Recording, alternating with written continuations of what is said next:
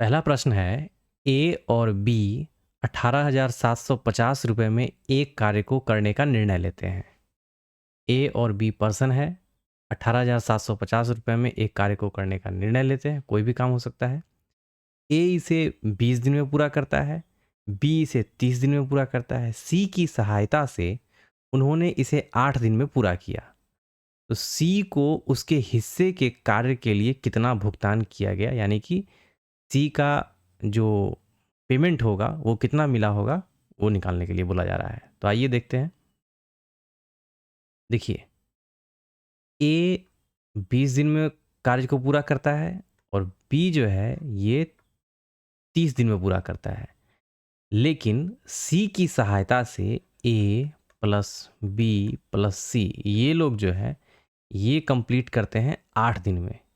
ठीक है, एक ही कार्य है, एक कार्य को करने में ए 20 दिन का समय लेता है, बी 30 दिन का समय लेता है और सी की मदद से तीनों जब इसके काम को करते हैं, मतलब दोनों सी की मदद लेते हैं ए और बी, तो ये तीनों मिलकर के उसी काम को 8 दिन में समाप्त कर देते हैं।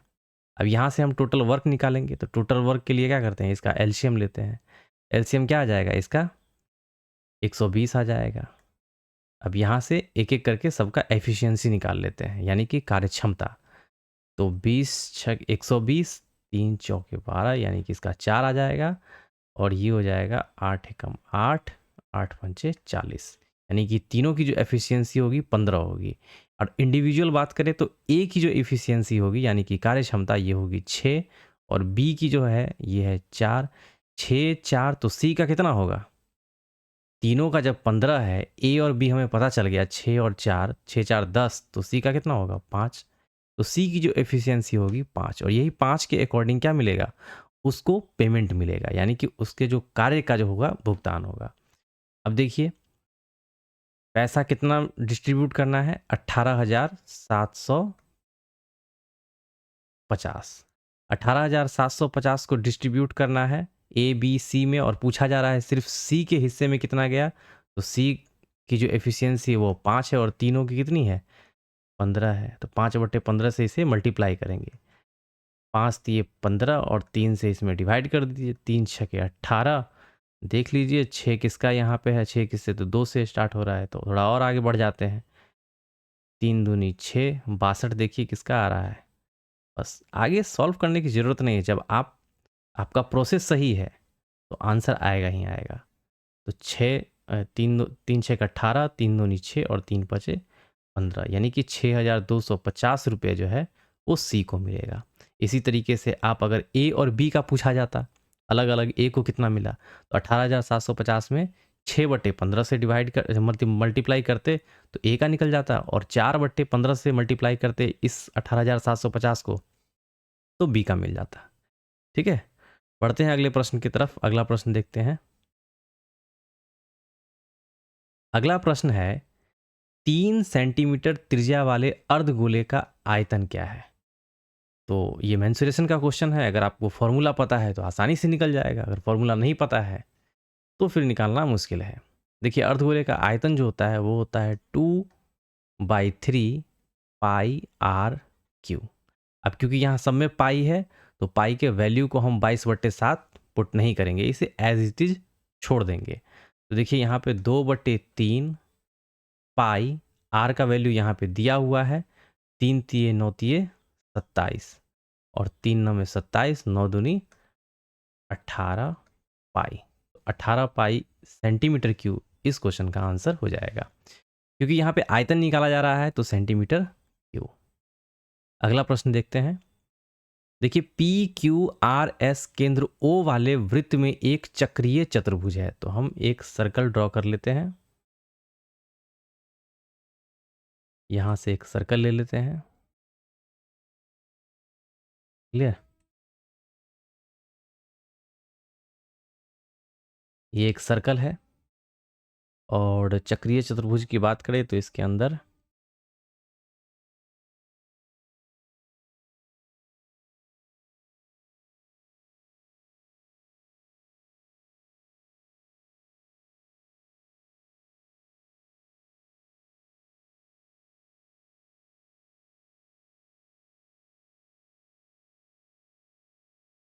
इस तरीके से इसके अंदर एक चतुर्भुज है, ठीक है। अब इसका नामकरण कर देते हैं। ये है P, ये है Q, ये है R और ये है S। O केंद्र वाले वृत्त में एक चक्रीय चतुर्भुज है, ठीक है।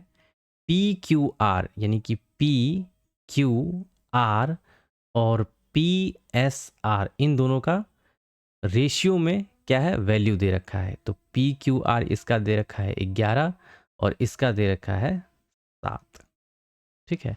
अब चक्रीय चतुर्भुज में आमने सामने की जो कोण होती है उनका सम क्या होता है, 180 होता है। तो 11 7 कितना हो गया, 18x। 18x बराबर 180 के, तो x बराबर क्या हो जाएगा, 10। तो इसका आ गया 110 और इसका आ गया 70। ये चीज़ तो क्लियर हो गया।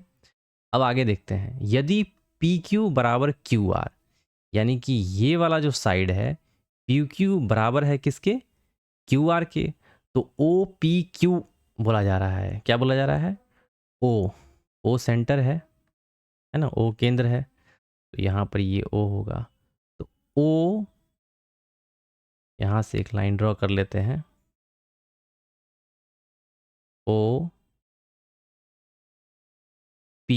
OPQ, ये एंगल निकालने के लिए बोला जा रहा है। अब देखिए ये तो सीधा सीधा आपको दिख रहा है,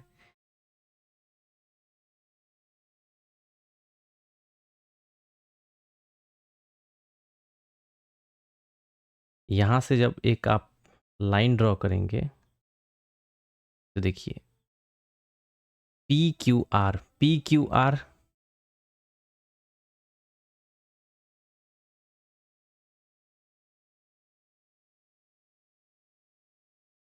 ये एक त्रिभुज है, PQR एक त्रिभुज है। और इस ये वाला जो है इस O को इससे मिला देते हैं, यानी कि ये OP क्या हो जाएगा, इसका रेडियस है। ये R है और ये भी OR क्या है, OP और OR ये क्या है, इसका रेडियस है। मान लीजिए ये सेंटर है, ठीक है ना। एक ही लाइन पे लगाएंगे तो फिर वहाँ पे सॉल्व करने में दिक्कत हो जाएगी, इस वजह से हमने थोड़ा सा सेंटर को अलग रखा है और त्रिभुज का जो साइड है इसे अलग रखा है। और त्रिभुज की जो ये साइड है, ये वाली साइड, ये इसके बराबर में है।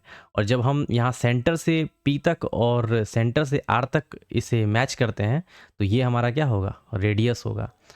एक कॉन्सेप्ट आपने पढ़ा होगा, केंद्र पर का जो कोण होता है वो क्या होता है, परिधि पर के कोण का दुगुना होता है। तो परिधि पर का जो कोण बन रहा है वो कितना बन रहा है, 70 डिग्री का। तो केंद्र पर कितना बनेगा, 140, यानी कि इसका दुगुना। अब देखिए ये 140 है, तो आप ध्यान देंगे ये कितना होगा, ये वाला, ये 140 है। यहाँ पर मैं ट्रायंगल आपका हो जाएगा OPR में, है ना। इसको इस तरीके से समझिए, ये इस तरीके से है।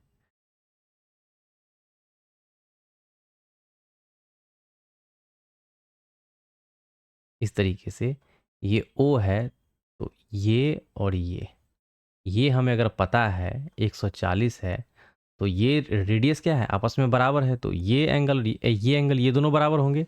140 प्लस 40 180, त्रिभुज के तीन कोणों का योग कितना होता है, 180। तो ये हो जाएगा 20 और ये भी हो जाएगा 20। तो यानी कि ये हो गया 20 और ये वाला एंगल हो गया 20। क्लियर। अब चूंकि यहाँ पे ट्रायंगल PQR की बात करें तो 110 अगर ये है और दोनों साइड ये बराबर में है, तो 110 और कितना 80, 70 80, तो ये हो जाएगा 35 और ये भी हो जाएगा 35। दोनों को जोड़िएगा तो 70, 70 में 10 जोड़िएगा तो 80। तो त्रिभुज के तीनों कोणों का योग 80 आ गया।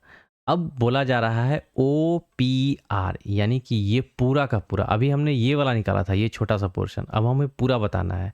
तो ये हो गया 35 और ये हो गया 20। तो 35 प्लस 20 दोनों को ऐड करेंगे तो कितना आ जाएगा, 55 डिग्री। तो इस क्वेश्चन का आंसर हो जाएगा 55 डिग्री, यानी कि OPQ, O, ये O है, OPQ का जो वैल्यू होगा वो 55 डिग्री होगा। अगला क्वेश्चन देखते हैं। अगला है, एक संख्या का 1/8 भाग, देखिए कोई संख्या है, उस संख्या का 1/8 भाग, यानी कि ये जो है कह रहा है 42 के आधे से कितना 12 कम है। यही तो बोला जा रहा है। एक संख्या के 1/8 भाग, यानी का मतलब होता है मल्टीप्लाई, और 1/8 यानी कि 8 बटे में होगा। अब ये किसके बराबर है, तो 42 के आधे यानी कि 42 का 1/2 माइनस से क्या है 12 कम है, तो 2 दूनी 4, 2 एकम 2, 21 में से 12 घटाइए, 21 में से 12 गया, 12 8 20 एक, मतलब 12 8 20 1 21 यानी कि 9, और 9 में 8 से मल्टीप्लाई कीजिए तो कितना आ गया 72। अब वो 72 ये जो संख्या निकला, इस संख्या का 1/4 यानी गुने 1/4 कीजिए या 4 से भाग दे दीजिए, ठीक है। तो कितना आ जाएगा 18 चौक 72। इस क्वेश्चन का आंसर हो जाएगा ऑप्शन डी। ऐसे क्वेश्चन को ध्यान से थोड़ा सा पढ़ना होता है, क्या पूछ रहा है और क्या आपको निकालना है। अगला प्रश्न देखते हैं। किरण की शादी 20 वर्ष पहले हुई थी। मान लीजिए किरण की वर्तमान जो आयु है वो x वर्ष है, 20 वर्ष पहले जो है उसकी आयु कितनी रही होगी, x माइनस 20। आज किरण की आयु उसकी शादी के समय की आयु की 11/7 गुनी है। तो आज से 10 वर्षों के बाद किरण की आयु क्या होगी, ध्यान दीजिएगा। अब ये क्या है, 20 वर्ष पहले की कहानी है, वर्तमान में क्या होगा x। तो आज जो है किरण की आयु उसकी शादी के समय आयु का 11/7, वर्तमान में क्या है x, और शादी के समय मतलब 20 वर्ष पहले उसकी शादी हुई थी, तो x माइनस 20, तो उसका 11/7 है। तो आज से 10, तो पहले यहाँ से x का वैल्यू निकाल लेते हैं। तो यहाँ देखिएगा 11x माइनस 11 दूना 22 बराबर, इस 7 को उधर ले जाइए, ये हो जाएगा 7x। 11 में से 7 गया तो 7 4 11, 4x बराबर 2 2 0। तो यहाँ से x का वैल्यू आ जाएगा 4 पंचे 20, 4 पंचे 20। तो x का वैल्यू आया 55, यानी कि वर्तमान आयु। अब आज से 10 वर्ष बाद किरण की आयु कितनी होगी, तो इसमें 10 वर्ष और ऐड कर दीजिएगा तो कितना आ जाएगा 65 ईयर। बस क्वेश्चन को ध्यान से पढ़ना होता है, और जो भी आप वैल्यू मान रहे हैं जैसे x y z कुछ भी, तो उसको उसी हिसाब से रखना होता है। जैसे जैसे प्रश्न बोला गया वैसे वैसे हमने इक्वेशन को ड्रॉ कर लिया। अगला क्वेश्चन देखते हैं। 78,000 रुपये की राशि 2 वर्षों में x% प्रति वर्ष की दर पर इतना रुपए हो जाती है जब ब्याज 8 मासिक संयोजित होता है। समान राशि पर एक वर्ष में x प्लस 5% प्रति वर्ष की दर से चक्रवृद्धि ब्याज क्या होगा यदि ब्याज अर्धवार्षिक रूप से संयोजित होता है। बहुत ही अच्छा प्रश्न है, ध्यान से देखिएगा। इस प्रश्न को किस तरीके से सॉल्व करते हैं, इसी से मिलता जुलता इसी सेट में एक और प्रश्न है, तो उस प्रश्न को भी देखिएगा। इससे थोड़ा सा इजी है, तो इसको फिलहाल के लिए होल्ड करते हैं। पहले वो क्वेश्चन बता देंगे, उसके बाद आपको ये क्वेश्चन बताएंगे तो ज़्यादा आसान होगा। क्वेश्चन नंबर 6 है। चलिए अगला क्वेश्चन देखते हैं। 6 नंबर क्वेश्चन बाद में बता देंगे, ठीक है। अब अगला प्रश्न है 36 सेंटीमीटर लंबी और 16 सेंटीमीटर, ध्यान दीजिएगा यहाँ पे, ये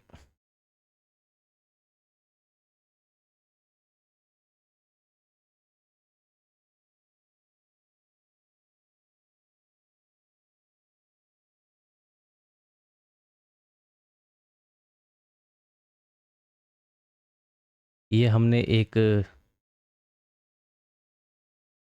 36 सेंटीमीटर लंबी और 16 सेंटीमीटर चौड़ी आयताकार धातु की शीट से 6 सेंटीमीटर, 4 सेंटीमीटर और 2 सेंटीमीटर त्रिज्या की 3 वृत्ताकार प्लेटें काटी है, ठीक है ना। तो यहाँ से हम वृत्त भी ले लेते हैं, सर्कल।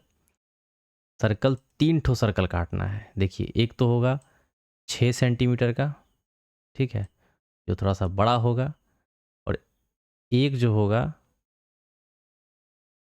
वो 4 सेंटीमीटर का होगा,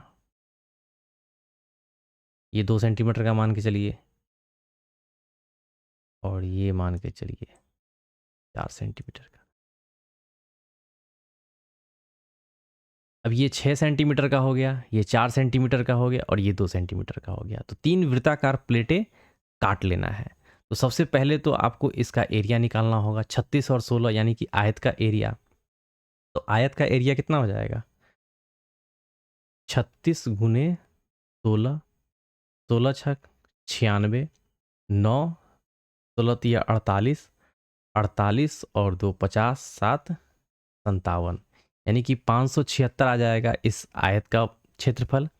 अब तीनों जो प्लेट हैं इनका हम क्षेत्रफल निकालेंगे। तो वो कैसे निकालेंगे? तो 3 वृत्त है तो पाई आर स्क्वायर, तो पाई हम क्या करते हैं, कॉमन ले लेते हैं। आर स्क्वायर तो 6 1, ये हो जाएगा 36, 4 चौके 16 प्लस 2 दूनी 4। पाई का वैल्यू आप रख सकते हैं 22/7, 36 4 40, 40 10 50, 50 और 6 56, 7 8 56, 8 दूनी 16, 8 दूनी 16 1 17, यानी कि तीनों वृत्तों का जो क्षेत्रफल निकला वो कितना निकला? 176। और पूरे आयत का क्षेत्रफल कितना है? 576। तो अब क्या बोला जा रहा है? यदि धातु की शेष से सीट के शेष भाग का क्षेत्रफल एक वर्ग के क्षेत्रफल के बराबर हो, यानी कि ये वाला जो देख रहे हैं आप, ये वाला जो पोर्शन है, ये पूरा का पूरा पोर्शन, ये जो रिमेनिंग पार्ट है, इसका जो एरिया है एक वर्ग के क्षेत्रफल के बराबर है। तो हम इन तीनों सर्कल के जो क्षेत्रफल है उनको माइनस कर लेते हैं। तो 6 में से 6 गया 0, 7 में से 7 गया 0 और 5 में से 1 गया 4। और ये एक वर्ग के क्षेत्रफल के बराबर है। तो वर्ग का क्षेत्रफल क्या होता है? ए स्क्वायर बराबर, तो ए का वैल्यू क्या निकलेगा? 20, यानी कि भुजा निकल गई। तो क्या पूछा जाए? तो वर्ग की प्रत्येक भुजा की लंबाई, वर्ग की प्रत्येक भुजा की लंबाई कितनी होगी? 20 सेंटीमीटर। तो ये थोड़ा सा कह सकते हैं आसान क्वेश्चन भी था, बस कैलकुलेशन थोड़ा सा था, अब समझने की चीज़ थी। इन तीनों को ऐड करना है, आयत के क्षेत्रफल में से सब्सट्रैक्ट कर लेना है। अगला प्रश्न देखते हैं। वार्षिक साधारण ब्याज की एक निश्चित दर पर निवेश करने पर 4,750 रुपये की राशि 5.5 वर्षों के बाद परिपक्वता पर देय राशि इतना रुपए थी। तो भुगतान किए गए साधारण ब्याज की दर। तो बहुत ही आसान सा प्रश्न है। देखिए ये पूरा का पूरा अमाउंट दिया हुआ है, ये मूलधन दिया हुआ है, तो ब्याज कितना होगा? इसमें से इसको घटाइए तो वो ब्याज हो जाएगा। तो 0, 9 5 14 और ये हो गया आपका 7, 7 में से 7 गया 0, 6 में से 4 गया 2, ये हो जाएगा आपका ब्याज बराबर मूलधन है 4 7 5 0 इंटू 5.5 वर्ष है, 5 दूनी 10, 1 11/2 वर्ष और गुने R%। यही पूछा जा रहा है, R का वैल्यू निकालना है। तो ये देखिए ये 0 से 0 ख़त्म हो गया। यहाँ आप निकाल सकते हैं 11 एकम 11 9 11 9 99, 19 हो गया। और यहाँ से 19 गुने 200/475। देखिए 475 क्या 19 से जा रहा है? 19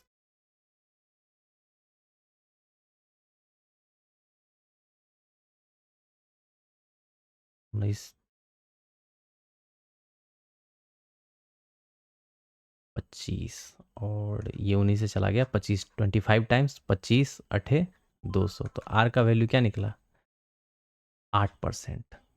इस क्वेश्चन का आंसर हो जाएगा ऑप्शन सी। आसान सा प्रश्न था, बस वैल्यू क्या थे, थोड़े से लेंदी थे। ये 19 से निकल जाएगा 25 टाइम्स 25 टाइम्स। अगला देखते हैं। एक विक्रेता एक वस्तु को उसके अंकित मूल्य पर 16% की छूट देने के बाद इतना में बेचता है। यदि उसने कोई छूट नहीं दी होती तो उसे वस्तु के क्रय मूल्य पर 28% का लाभ होता।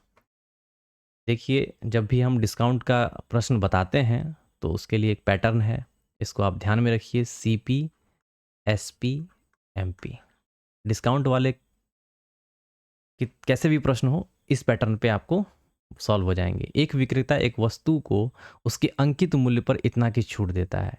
अब देखिए ये अंकित मूल्य है, अंकित मूल्य कितना है 100, छूट देगा 16% का तो कितना हो जाएगा 84, इतना रुपये में बेचता है, यानी कि एसपी हो गया इसका इतना।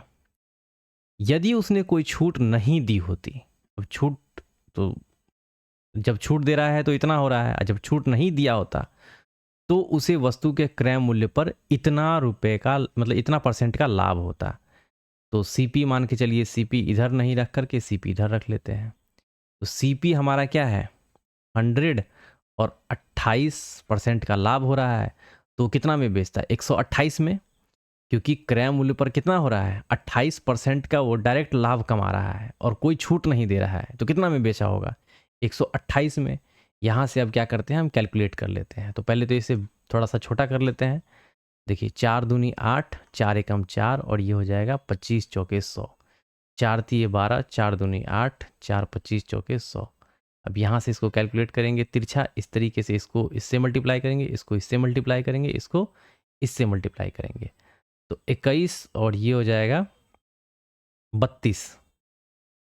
ये कितना आ गया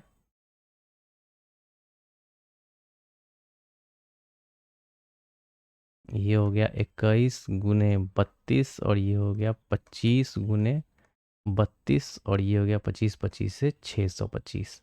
तो देखिए बेसिकली इसका जो वैल्यू दे रखा है 21 गुने 32 का ही वैल्यू यानी कि एसपी इतना दे रखा है, यानी कि 403.20 इतना में बेच रहा है ना, तो एसपी दे रखा है।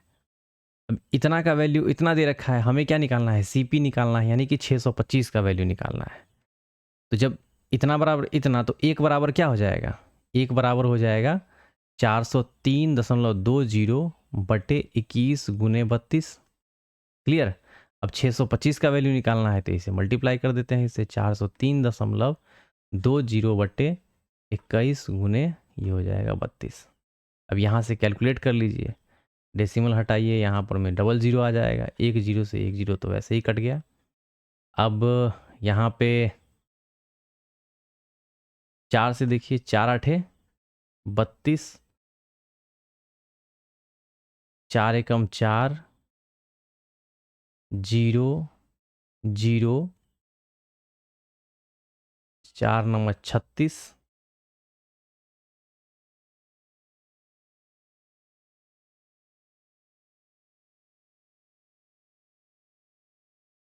एक सेकंड।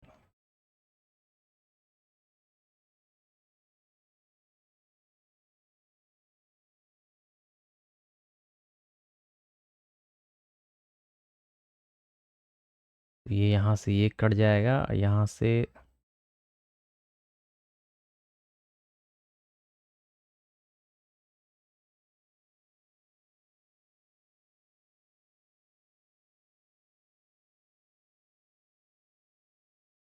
8 चौक 32, 8 से निकाल दीजिए, 8 पंचे 40, 0 0 और 8 चौक 32, 504 ये हो गया। और 4 से देखिए इसको 10 रहने देते हैं, 4 एकम 4, 1 4 दूनी 8, 4 छक 24, 126 आ गया। नीचे में 10 है, 0 है। 3 से देखिए 3 सत्ते 21, 3 चौके 12, 3 दूनी 6 और ये हो गया 7 छक 42, 6 पंचे। अब 625 को 6 से मल्टीप्लाई कीजिए, 6 पंचे 30, 0 3, 6 दूना 12, 3 15, 1 छछा 1 36, 1 37, यानी कि 37 50 आ गया और नीचे में एक जीरो था, एक जीरो से ये जीरो निकल जाएगा, तो 375 इस क्वेश्चन का आंसर हो जाएगा।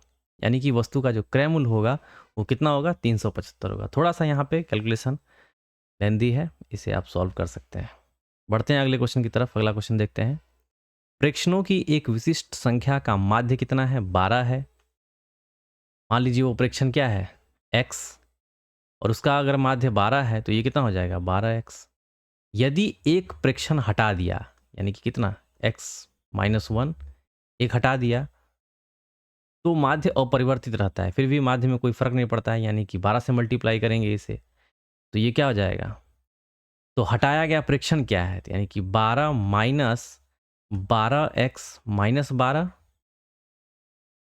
12x minus 12।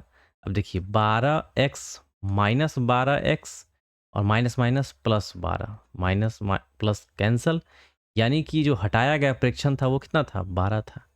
यानी कि इस क्वेश्चन का आंसर क्या हो जाएगा, ऑप्शन ए 12। ये आसान सा प्रश्न था। अगला प्रश्न देखते हैं। यदि किसी घन का मुख्य विकर्ण इतना सेंटीमीटर, घन का विकर्ण क्या होता है, घन का विकर्ण होता है √3a, और इसका जो वैल्यू दे रखा है वो दे रखा है 12। a बराबर क्या हो जाएगा, 12/√3। क्लियर। तो इसका आयतन पूछा जाता है, आयतन क्या होता है, a3। इसको q कर देंगे। देखिए 12 गुने 12 गुने 12 बट्टे √3 का क्यू करेंगे तो √3 इंटू √3 इंटू √3, √3 इंटू √3 क्या होता है, 3 इंटू √3। अब एक और √3 को नीचे भी नीचे मल्टीप्लाई कर देते हैं, ऊपर में भी मल्टीप्लाई कर देते हैं, उससे कोई फर्क नहीं पड़ेगा क्योंकि इसका कट के वैल्यू क्या देगा, 1 देगा। तो देखेंगे ये √3 ये √3 जो है ये बन करके हो जाएगा 3। तो अब यहाँ से देख लेते हैं, इसके जगह पर हम 3 रख रहे हैं, ठीक है। 3 चौके 12, 3 चौके 12, 4 चौके 16, और 16 को 12 से मल्टीप्लाई करिएगा तो कितना आ जाएगा, 16 बढ़े 192, 192 और √3। इस क्वेश्चन का आंसर हो जाएगा ऑप्शन सी। अगला प्रश्न देखते हैं। देखिए वो जो प्रश्न था x प्लस समथिंग करके जो भी परसेंटेज आ रहा था, तो यही प्रश्न है। ध्यान दीजिएगा इस प्रश्न में।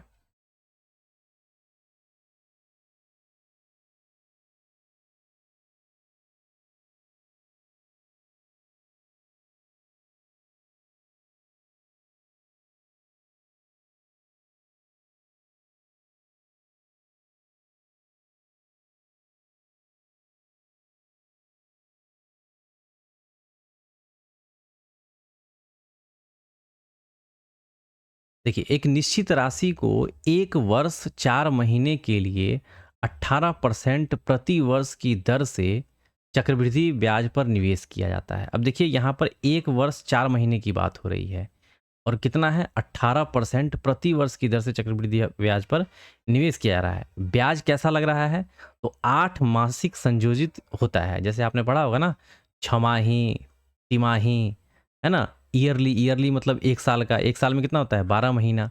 ठीक है, तो इस टाइप के आपने क्वेश्चन सॉल्व किए होंगे। और ये जो है 8 महीने की बात कर रहा है। अब देखिए 8 महीने की जब बात कर रहा है तो समय कितना है, 1 साल 4 महीना, यानी कि 12 4 16 मंथ, 16 मंथ यानी कि 8 मासिक, यानी कि कितना हो जाएगा, 8 8 8 8 मंथ पे ब्याज लग रहा है, यानी कि 2 बार लगेगा। ठीक है, तो ये हो जाएगा 2, और 8 मासिक है तो 18% जो हो जाएगा, ये आपका 8/12 से इसे मल्टीप्लाई कर देंगे। क्यों कर देंगे, क्योंकि 8 मंथ पे क्या लग रहा है, ब्याज लग रहा है। और ये 12 से, यहाँ पे 12 क्यों लिखे, क्योंकि 1 साल में कितने महीने होते हैं, 12 महीने होते हैं।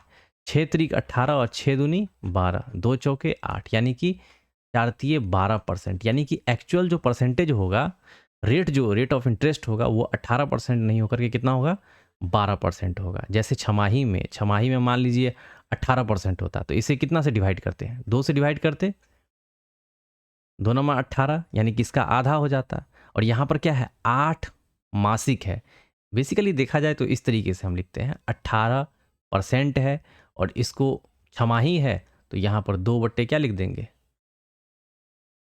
सॉरी छमाही है 6/12, 6 दूनी 12, तो हम क्या करते हैं, 2 से डिवाइड करते हैं, तो 2 नंबर 18, इस तरीके से। तो छमाही वाले को इस तरीके से कैलकुलेट करते हैं। 8 महीने वाला है तो 18 गुने 8 बट्टे क्या करेंगे, 12 से मल्टीप्लाई कर देंगे। ठीक है, 12 तो हमारा रहेगा ही रहेगा। ठीक है, चलिए आगे देखते हैं।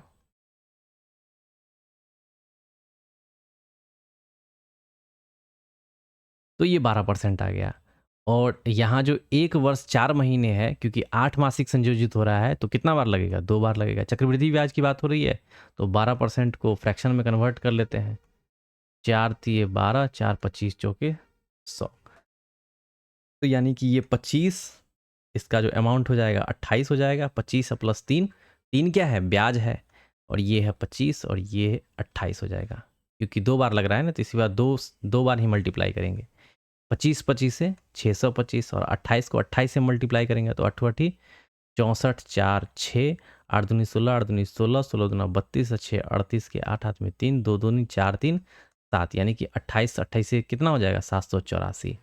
पूछा क्या जा रहा है, यदि चक्रवृद्धि ब्याज इतना है तो धनराशि पूछा जा रहा है। इसका सब्सट्रैक्शन निकाल लीजिए। इसका 4 14 में से 9 14 में से 5 गया 9 5 14 7 में से 2 गया 5 2 7 और 7 में से 6 गया यानी 159 जो है ये किसके बराबर है 3816 के बराबर में है। चक्रवृद्धि ब्याज का वैल्यू क्या दे रखा है 3816।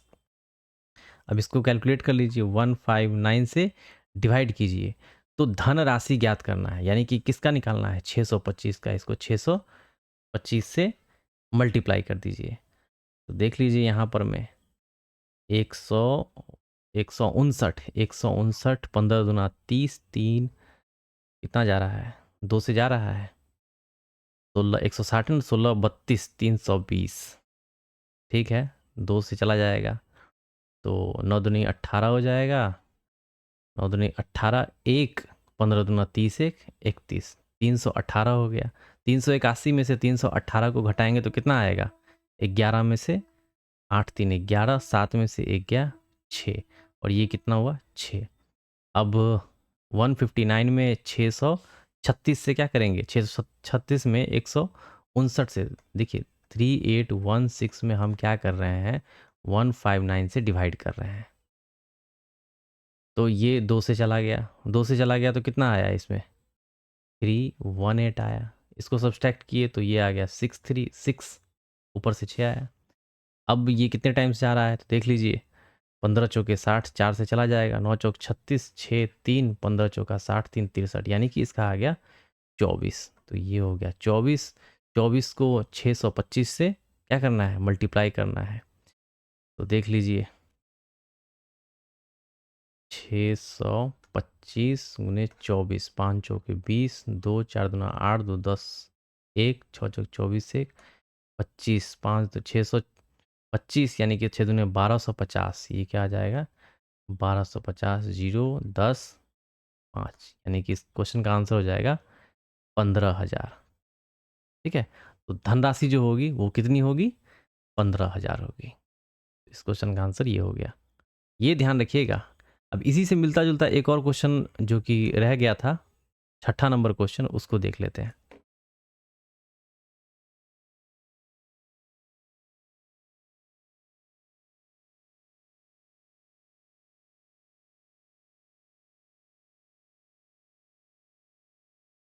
अब देखिए ये क्वेश्चन अब आपको अच्छे से समझ में आएगा। देखिए 7800 रुपये की राशि 2 वर्षों में x% प्रति वर्ष की दर पर इतना रुपये हो जाती है जब ब्याज 8 मासिक संयोजित होता है समान राशि पर 1 वर्ष में। तो अब यहाँ से कैलकुलेट करते हैं तो देखिए ये क्या है आपका अमाउंट है। तो जब चक्रवृद्धि ब्याज का जब क्वेश्चन आप निकालते हैं सॉल्व करते हैं तो उसे कैसे निकालते हैं a बराबर p into 1 plus r by 100 to the power t। इस तरीके से a बराबर p into 1 plus r by 100 to the power t यही फॉर्मूला होता है। अब देखिए ये अमाउंट है 10,381.80 बराबर क्या है p और ये p जो है इस तरफ लेके आइएगा तो क्या हो जाएगा डिवाइड में आ जाएगा। यही p हम यहाँ ना लिख करके यहाँ लिख देते हैं 7800 यहाँ से पॉइंट हटाएंगे तो ये 00 हो जाएगा। ये 10 से 0 खत्म। 1 प्लस आर हमारा क्या है आर तो हमें पता नहीं है वही निकालना है r upon 100 to the power t कितना 2 वर्ष में। अब देखिए यहाँ पे 8 मासिक है आपको ध्यान देना होगा। अब 8 मंथ पे मतलब 8 महीने पे क्या लग रहा है ब्याज लग रहा है। तो यहाँ 2 वर्ष की बात हो रही है। 2 वर्ष में कितने महीने होते हैं 24 महीने होते हैं और 24 महीनों को जब 3 पार्ट मतलब 8 महीने का जब स्लॉट सेट कीजिएगा तो 8 महीना 8 महीना 8 महीना कितना जाएगा 3 बार में लगेगा ब्याज। तो यहाँ पर में टाइम जो हो जाएगा 3 हो जाएगा। क्लियर ये चीज़ समझ में आया। 24 को हम ब्रेक करते हैं 8 महीने के ब्याज में तो 3 बार लगता है तो यहाँ हमने 3 लिखा। अब यहाँ से इसे कैलकुलेट कर लीजिए। 8 7 15 3 3 से कटेगा क्या? 3 दूनी 6 और 3 छक 18। यहाँ से इसे 3 से देखिए काट के, 3 3 छक 18, 3 दिए ये 9 हो जाएगा। 1 3 चौके 12, 3 छक 18, 0 3 छक 18। अब 26 है तो 13 से देख लीजिए। 26 13 दूना 26, 13 दूनी 26, 26 10 36 यानी कि 8, 13 13 चौका 52, 13 पचे 65, 13 छक 78, 13 छक 78, 78 10 88 यानी कि ये 8 हो जाएगा। 13 छक 78, 79 80, 13 दूना 26 यानी कि ये 13 से निकल गया। अब ये 2 से निकल जाएगा। 2 एकम 2, 2 तिये 6, 2 तिये 6, 2 एकम 2 यानी कि ये आ गया 1 3 3 1 अपॉन 1 2 3, एक पर में 1 2 3 0 और ये बराबर हो जाएगा 1 plus x upon 100 to the power t यानी कि 3। अब ध्यान देंगे तो ये 11 का क्यू है और ये 10 का क्यू है, तो 11/10 का क्यू बराबर ये, तो ये क्या हो जाएगा 11, इसको हम यहाँ से डायरेक्ट लिख लेते हैं। 11/10 माइनस 1 बराबर एक्स बट्टे क्या हो जाएगा 100। 11 में से 10 गया 1/10 बराबर एक्स बट्टे क्या हो जाएगा 100। 10 दाएँ की 100, तो यानी कि एक्स का वैल्यू जो निकला हमें वो क्या निकला 10%। यहाँ तक समझ में आ गया। अभी हमें निकला है x बराबर 10%। अब ध्यान दीजिएगा x मतलब क्या, रेट। रेट हमारा निकला है 10%। अब यहाँ से देखिएगा 8 महीने में, है ना, 8 महीने का जो रेट निकला वो क्या निकला 10%। और हमें निकालना कितना है, हमें निकालना कितना है 12 महीने का। क्लियर। यहाँ आप देखेंगे 8 महीने का 10% है तो 12 महीने का कितना होगा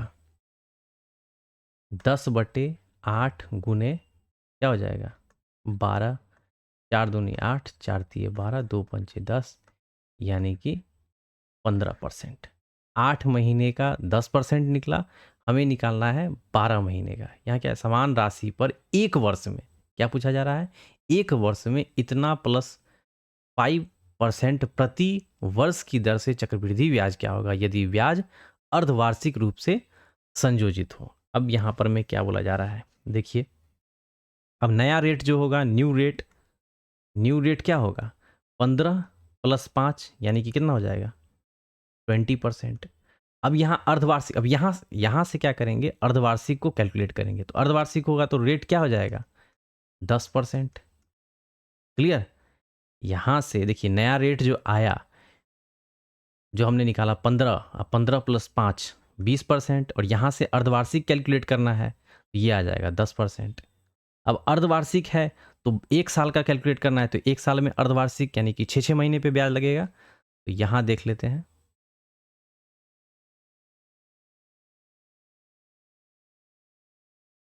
6 महीने पे लगेगा तो 2 बार लगेगा यानी कि 10% बराबर क्या हो 10/100 यानी कि 1/10, 10 से हो जाएगा 11, ये 10 से हो जाएगा 11, 10 दाएँ की 100, 11 है 121। निकालना क्या है तो यदि चक्रवृद्धि, तो क्या कहता है समान राशि पर समान राशि पर एक वर्ष में इतना प्रति वर्ष की चक्रवृद्धि ब्याज क्या होगी, यानी कि चक्रवृद्धि ब्याज निकालना है, यानी कि 21 का वैल्यू निकालना है। और वैल्यू दे किसका रखा है आप ध्यान दीजिएगा, तो 100 का वैल्यू दे रखा है। कितना दे रखा है 7800 रुपया, यानी कि 100 बराबर कितना है 7800। ये 0 से 0, 0 से 0, 1 बराबर 78, तो 21 बराबर क्या होगा 21 से मल्टीप्लाई कर दीजिए। 8 एकम 8, 7 एकम 7, 8 दूनी 16 के 6, हाथ में 1, 7 दूना 14, 1 15, ये हो जाएगा 8, ये 7 6 13, 15 1 16, यानी कि 1638 रुपया इस क्वेश्चन का आंसर हो जाएगा। 1638 ब्याज होगा। सबसे पहले तो बेसिक से हम क्या करते हैं, पहले रेट ऑफ इंटरेस्ट निकाल लेते हैं। उसके बाद 8 महीने पे 10%, तो 12 महीने यानी कि 1 साल का बोला जा रहा है, तो 12 महीने में हम रेट निकालेंगे। रेट हमें निकल के आ गया। अब बोला जा रहा है 1 वर्ष में इतना प्लस x प्लस 5% प्रति वर्ष की दर से चक्रवृद्धि ब्याज क्या होगा यदि ब्याज अर्धवार्षिक हो। तो अर्धवार्षिक होगा तो क्या होगा, सबसे पहले हम यहाँ से इसका वैल्यू निकाल लेते हैं जो भी यहाँ पे बोला जा रहा है 20%। अब अर्धवार्षिक होगा तो इसका आधा हो जाएगा। तो टाइम भी हमारा क्या हो जाएगा, 1 वर्ष 2 स्लॉट में जाएगा। जैसे यहाँ पे 8 महीने का था ना, 8 महीने का, तो 3 स्लॉट में गया था, तो यहाँ 2 स्लॉट में जाएगा अर्धवार्षिक। और रेट ऑफ इंटरेस्ट कितना है 10%, तो 10 11 ये अमाउंट है। देखिए ये जो हम लिखते हैं ये है प्रिंसिपल, ये होता है अमाउंट। अमाउंट क्या होता है, जिसमें रेट ऑफ इंटरेस्ट यानी कि ब्याज जुड़ जाता है, तो यही हमारा अमाउंट होता है। अमाउंट में से हम जब मूलधन घटाते हैं तो क्या निकलता है, ब्याज निकलता है। तो ये चक्रवृद्धि ब्याज की बात हो रही थी। तो 100 का वैल्यू दे रखा है, तो 21 का वैल्यू निकालना है। यहाँ से हमारा 1638 आंसर हो जाएगा। बढ़ते हैं अगले क्वेश्चन की तरफ। अगला क्वेश्चन देखते हैं। एक व्यक्ति स्थिर जल में 11 किलोमीटर प्रति घंटा की चाल से नाव चला सकता है। धारा की चाल इतना मीटर प्रति सेकंड है। धारा के प्रतिकूल इतना किलोमीटर की दूरी तय करने में समय कितना लगेगा। देखिए प्रतिकूल का मतलब क्या होता है, b माइनस डब्ल्यू बोट का स्पीड और माइनस वाटर का speed is equal to distance कितना है 36 बट्टे, यानी कि दूरी बट्टे चाल। ये चाल है, दूरी चाल का वैल्यू क्या होता है, दूरी बट्टे चाल। अब बोट का जो है चाल कितना है 11 किलोमीटर प्रति घंटा, ठीक है। इसमें से घटाएंगे धारा की चाल। धारा की चाल कितना है 5/6। देखिए मीटर प्रति सेकंड, मीटर प्रति सेकंड को बदलने मतलब किलोमीटर प्रति घंटा में बदलने के लिए 18/5 से क्या करते हैं, मल्टीप्लाई करते हैं। ये 5 से 5 खत्म, 6 त्रिक 18, 11 में से 3 गया तो कितना हुआ 8। 8 क्या हो जाएगा किलोमीटर प्रति घंटा। 8 बराबर 36/3 टी, तो टी का वैल्यू क्या आ जाएगा 36/8। 8 चौक 32, 4 36, 4/8, 4 दूनी 8, यानी कि कितना हो जाएगा 4.5 घंटा। 4.1/2, 4.1/2 यानी कि 4.5 घंटा, 4 घंटा 30 मिनट। तो इस क्वेश्चन का आंसर हो जाएगा ऑप्शन बी। अगला देखते हैं, व्यंजक को सरल कीजिए। देखिए 0.25 तो सीधा सीधा स्क्वायर रूट निकालना है, तो 0.25 का क्या हो जाएगा 0.5। अब ये है 2 और ये है 0.0049, तो ये दो मल्टीप्लाई में 0 पॉइंट कितना हो जाएगा 07, क्योंकि दशमलव के बाद 2 का स्क्वायर जब करेंगे तो दशमलव के बाद का क्या हो जाएगा 4 अंक हो जाएगा। इसका स्क्वायर रूट निकालना है, तो 7 और इसमें से घटाना है 0.3 इंटू 0 पॉइंट क्या हो जाएगा दशमलव के बाद 1 अंक, यानी कि 0.3। अब देखिए यहाँ पे ये कितना हो जाएगा 0.5 प्लस यहाँ से इसको कैलकुलेट करेंगे तो 7 दूनी 14, यानी कि 0.14 माइनस 3 तिहाई 9, 0.09, क्योंकि डेसिमल के बाद 1 अंक, डेसिमल के बाद 1 अंक, तो डेसिमल के बाद क्या हो जाएगा रिजल्ट 2 अंक हो जाएगा। 14×5 क्या हो जाएगा 19, 0.19, सॉरी ये 50 है, 50×10=60, 50×10=60, 4 64 हो, 0.64 हो जाएगा। और इसमें से 0.09 क्या करेंगे सब्सट्रैक्ट करेंगे, 14 में से 9.14, यहाँ पे आ जाएगा 0.55। इस क्वेश्चन का आंसर हो जाएगा 0.55। अगला प्रश्न देखते हैं। देखिए किसी राशि पर 3.1/3 वर्षों के लिए 15% प्रति वर्ष की दर से साधारण ब्याज समान राशि पर 5.1/2 वर्षों के लिए 12% प्रति वर्ष की दर से साधारण ब्याज से इतना कम है। तो कुछ नहीं है, देखिए इन दोनों को एक दूसरे से सब्ट्रैक्ट करना है, इसके बराबर में लाना है। तो देखिए यहाँ पे हो जाएगा पी, राशि निकालना है तो पी कॉमन ले लेते हैं। पी कॉमन लेंगे तो 5 दूनी 10 1 11/2 इंटू 12%, क्लियर। अब माइनस सब्ट्रैक्ट कर देंगे, 3 तिहाई 9 1, 10/3 गुने 15 और ये बराबर किसके हो जाएगा 1840 के। अब यहाँ से कैलकुलेट कर लीजिए, P इंटू 2 छक 11 छक ये हो जाएगा 66 माइनस 3 × 5 = 15, 10 बचे क्या हो जाएगा 50 बराबर 1840। P बराबर 50 10 60 सॉरी P इंटू 50 10 16 बराबर 1840। 16 एकम 16 2 16 एकम 16 16 10 26 यानी कि ये कितना हो जाएगा 8, ये हो जाएगा 16 × 85। तो P का वैल्यू जो निकल के आएगा 115 और कितना साथ में कितना जीरो आ जाएगा 00। क्लियर? क्योंकि परसेंटेज की भी तो बात हो रही है ना। 15 यहाँ पे क्या है 12% 15%, तो यहाँ पे 100 नीचे में 100 भी क्या हो जाएगा कॉमन आ जाएगा और ये इधर का 100 जो है उधर जाकर के क्या हो जाएगा मल्टीप्लाई हो जाएगा 115 में। तो 115 00 115 00 इस क्वेश्चन का आंसर हो जाएगा। तो साधारण सा प्रश्न था, साधारण ब्याज का। अगला प्रश्न देखते हैं। 30 मीटर ऊंची मीनार के शीर्ष से एक आदमी 30 डिग्री के अवनमन कोण पर एक बच्चे को जमीन पर खेलता हुआ देख रहा है। मीनार के तल और बच्चे के बीच की दूरी ज्ञात करना है। तो देखिए पहले एक इस तरीके से ट्रायंगल ड्रॉ करते हैं। देखिए ये इस तरीके से है। अब अवनमन कोण का मतलब क्या हो गया 30 मीटर ऊंची मीनार, ये देखिए ये है 30 मीटर ऊंची मीनार है और एक आदमी 30 डिग्री के अवनमन कोण, यहाँ से इसका जो अवनमन कोण बनेगा वो 30 डिग्री बनेगा। तो इसका उन्नयन कोण कितना हो जाएगा ये वाला 30 डिग्री। एक खेलता हुआ देख रहा है तो मीनार के तल ये वाला और बच्चे के बीच की दूरी ज्ञात करना है, यानी कि ये डिस्टेंस ज्ञात करना है ये वाला।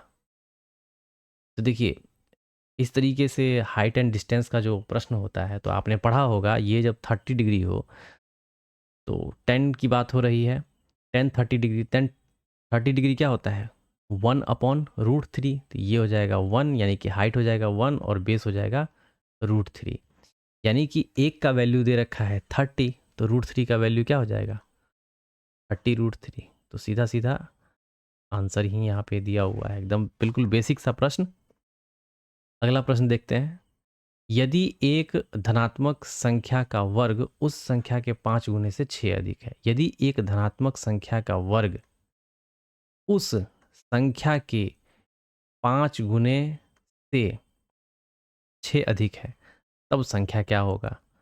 तो देख लीजिए यहाँ बाई ऑप्शन लिख सकते हैं, 6 रख के देखते हैं, 6 1 36 6 5 30 6 36, 6 रखेंगे तो 6 का वैल्यू क्या हो जाएगा 6 1 36 और यहाँ पे 6 रखते हैं तो 6 5 30 प्लस 6 बराबर 36, यानी कि LHS बराबर RHS, यानी कि ऑप्शन ए हमारा फिट बैठ गया, आगे चेक करने की ज़रूरत ही नहीं है। अब 8 5 9 ये भी रख करके देख सकते हैं। अगला प्रश्न देखते हैं। आवरा ए से बी तक इतना किलोमीटर प्रति घंटा की चाल से जाता है और बी से ए तक कितना किलोमीटर प्रति घंटा की चाल से लौटता है। तो दो तरफा यात्रा के दौरान उसकी एवरेज स्पीड, तो इसका फॉर्मूला होता है 2 × A × B upon A + B। तो कितना हो जाएगा 74 × 1 1 1 बटे 74 में 111 को ऐड करेंगे तो 4 1 ये हो जाएगा 5 और 7 1 8, 4 1 5 7 1 8 और ये हो जाएगा 185। तो इसे कैलकुलेट कर लीजिए, 2 एकम 2 एकम 2, इससे मल्टीप्लाई कर लीजिए, 4 दूनी कितना हो जाएगा 8, 4 दूनी 8 और 4 दूनी 8, 7 दूनी 14 का 4, हाथ में 1, 7 दूनी 14 1 15, हाथ में 1, 7 दूनी 14 1 15, ये हो जाएगा 8 8 4 12, 8 5 13 1 14 और 15 1 16 और इसमें क्या करना है आपको 185 से डिवाइड करना है। देखिए थोड़ा सा लेंदी तो होगा ही क्योंकि इस तरीके के डाटा ही दे रखे हैं। 185 तो इसमें तो जाएगा नहीं, यहाँ पर में देखेंगे आप 9 4 अंक हमको लेना पड़ेगा क्योंकि 3 अंक वाले अंक जो हैं ये छोटे हैं, तो हमें 4 अंक लेना होगा। 4 अंक देखेंगे तो बहुत बड़ा हो जा रहा है, तो 18 नाम 162 9 से करके देखिए, 9 दूनी 8 9 5 45, 9 अगर रखते हैं 9 पचे 45, 4 18 162 4 66, यानी 9 से नहीं जाएगा, ये 8 से जाएगा। 8 पंचे 40, 0 4 144, 4 148, ठीक है। 8 पंचे 40 के हाथ में 4, 18 144, 144 4 148, ये हो जाएगा 2, और ये हो गया आपका 14 में से 8 6 5 1, यहाँ पे आ जाएगा 8। अब आगे देख लेते हैं। 1662, ये 64 62 है, तो ये भी 8 से ही जाएगा, यानी कि ये 8 हो जाएगा। तो ये 1480, अब 88 देख लीजिए किसका आ रहा है। 88 एक ही ऑप्शन है, बस यही आपका आंसर होने वाला है। क्लियर। 8 12 में से 8 4 12, ये हो जाएगा 1 0 निकालेंगे, तो यहाँ पे आप देखेंगे फिर, है ना, 1480, तो 8 से जाएगा 1480, तो 88.8 इस क्वेश्चन का आंसर हो जाएगा। अगला प्रश्न, एक गोले की त्रिज्या और शंकु के आधार की त्रिज्या दोनों इतना है। ठीक है, एक गोला है, ठीक है, और यहाँ पर एक शंकु है। ज़्यादा समय नहीं लेते हैं, बस मोटा मोटा रफ पिक्चर ड्रॉ करते हैं। ठीक है, इसके आधार की त्रिज्या r बराबर कितना है, 3√2। यदि गोले का पृष्ठ क्षेत्रफल लंब वृत्तीय शंकु के कुल पृष्ठ क्षेत्रफल के बराबर है, तो शंकु की ऊंचाई क्या होगी। यदि गोले का पृष्ठ क्षेत्रफल, गोले का पृष्ठ क्षेत्रफल क्या होता है, 4πr², और ये किसके बराबर है, एक लंब वृत्तीय शंकु के कुल पृष्ठ, तो कुल पृष्ठ क्षेत्रफल क्या क्या हो जाएगा, πr×l+r। क्लियर।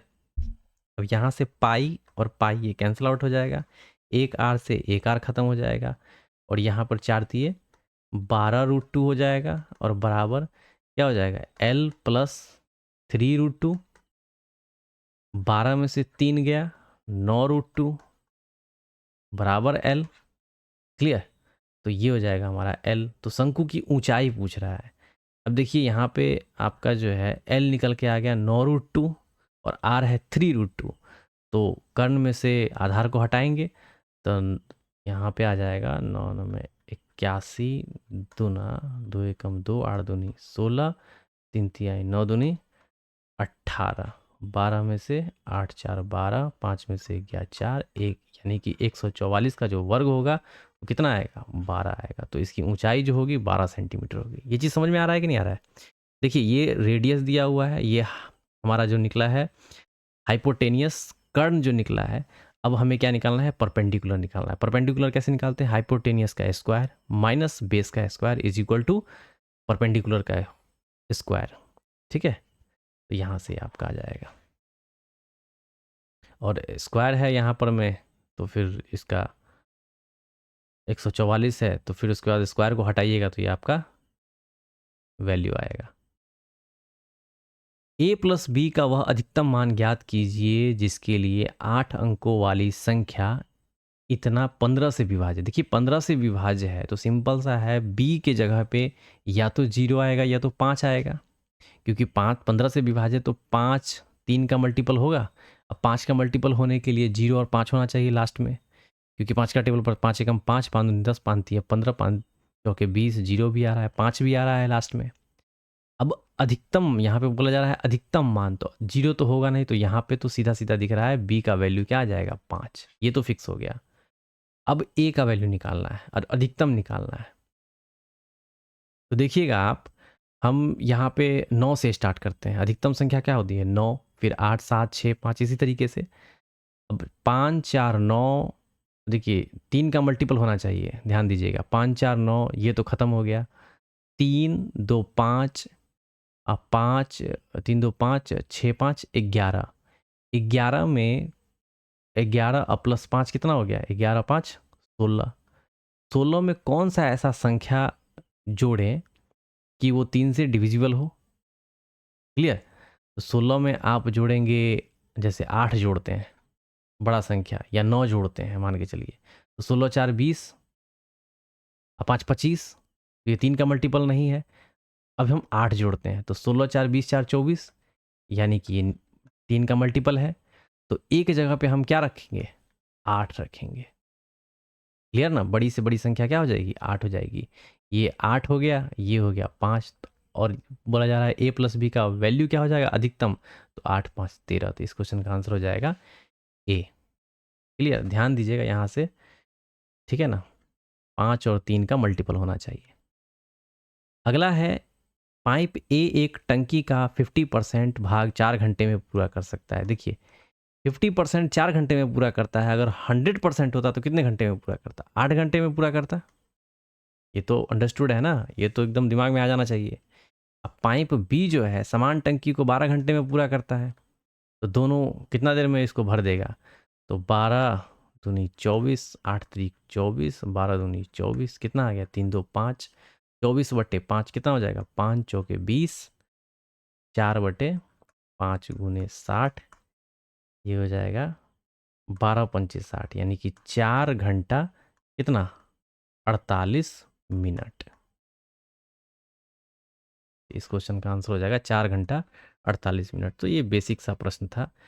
यहाँ पे टोटल वर्क निकालना है, 24 में 5 से डिवाइड करना है, तो ये 4.4/5 आया, और ये घंटा है तो इसे मिनट में बदलने के लिए 60 से मल्टीप्लाई कर दिए।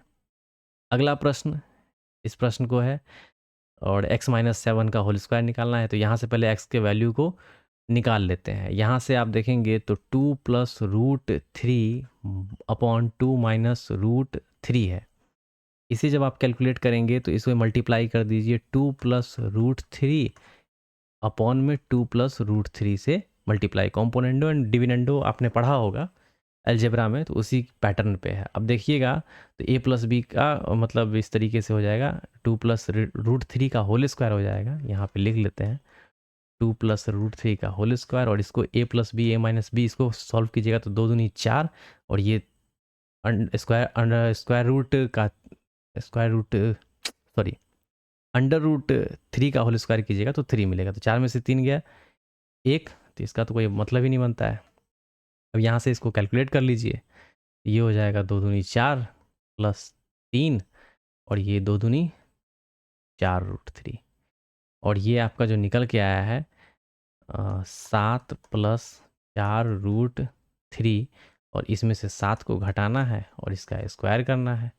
ये और ये तो कैंसिल हो जाएगा, तो 4 चौके 16 तिया क्या हो जाएगा? 48। तो इस क्वेश्चन का आंसर हो जाएगा ऑप्शन ए। अगला प्रश्न देखते हैं, आसान सा प्रश्न। 3 तिया 9, तिया 27, तिया 81, यानी कि 3 के पावर में क्या हो जाएगा? 4 और 16 चौका 64, कितना हो जाएगा? 0.64, और इसमें ऐड हो जाएगा 3 टू द पावर 0.36, क्योंकि बेस अगर समान हो तो पावर क्या होता है? जुड़ता है। 3 के पावर में 64 में 36 जोड़िएगा तो 1 बराबर क्या हो जाएगा? 3। इस क्वेश्चन का आंसर हो जाएगा ऑप्शन डी। अगला प्रश्न देखते हैं, ये भी सिंप्लीफिकेशन का क्वेश्चन है। तो देखिए यहाँ आप देखेंगे 12 तिया 36, सबसे पहले ब्रैकेट के अंदर में जो भी नंबर होते हैं उनको कैलकुलेट करते हैं, बोर्ड मास का ये रूल है। अब ये 36 आ गया तो 4 क्या होगा? 36, 4 नमा 36, ये 9 होगा, 1/9। अब ये 9 से 9 खत्म, कितना बना? 1 बना।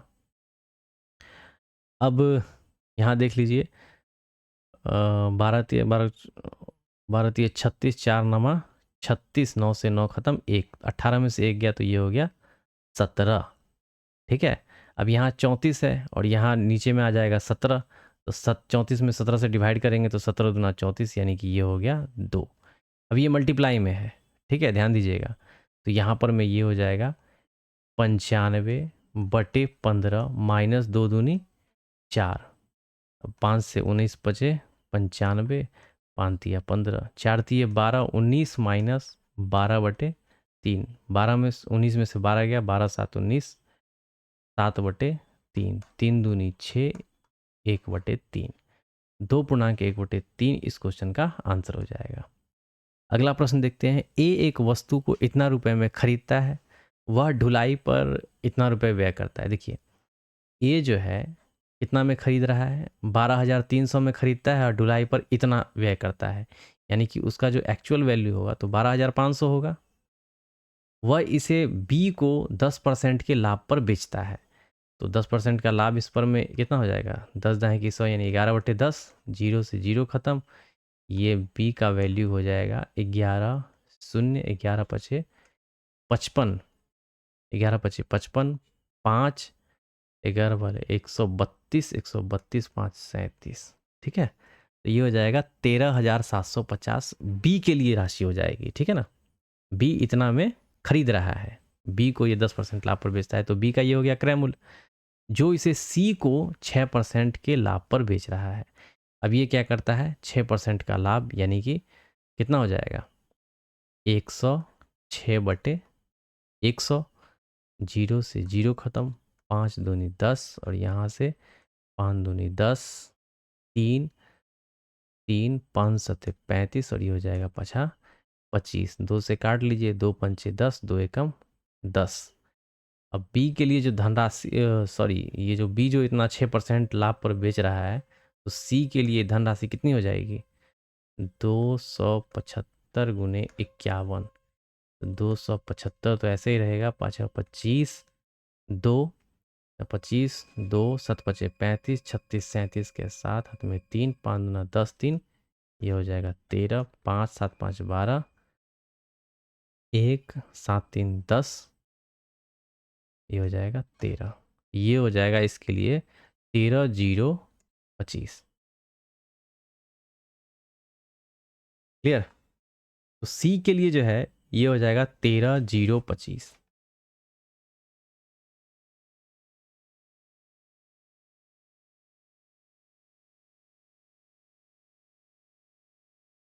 एंड ए का हो जाएगा 12,500। ठीक है, और बी के लिए हो जाएगा 13,000, एक सेकंड एक सेकंड एक सेकंड,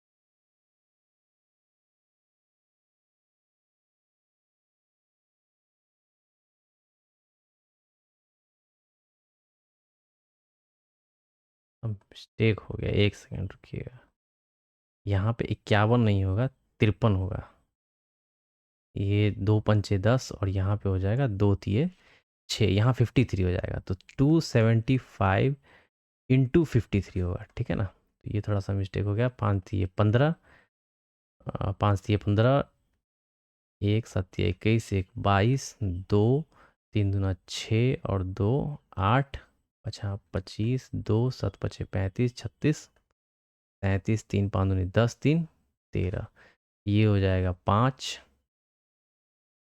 ये हो जाएगा 5, ये हो जाएगा 7 और 8 7 15, 13 1 14, 14,575। तो सी के लिए जो क्रैमुल होगा वो कितना हो जाएगा, वो कितने में ले रहा है, 14,575 में उस सामान को खरीद रहा है।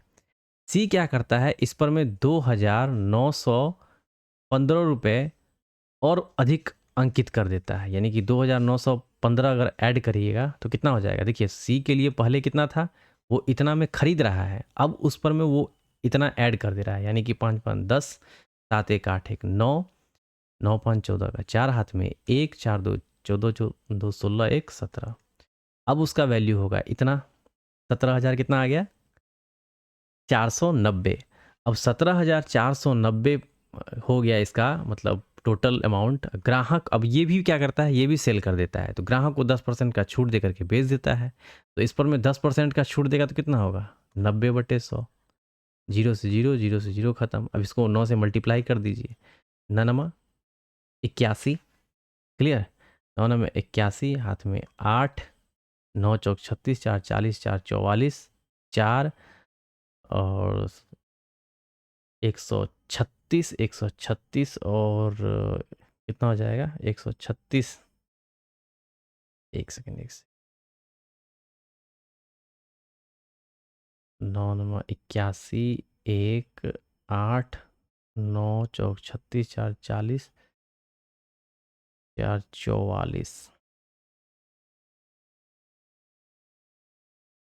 जीरो से जीरो, जीरो से जीरो खत्म, 1 8 और ये हो जाएगा 9 चौक 36, 36 4 40, 4 44, इधर हो जाएगा 4, 9 सत्ते 63 और 63 और 4 कितना हो जाएगा, 68, 68 6, 9 एकम 9 6, 15 841, हम्म,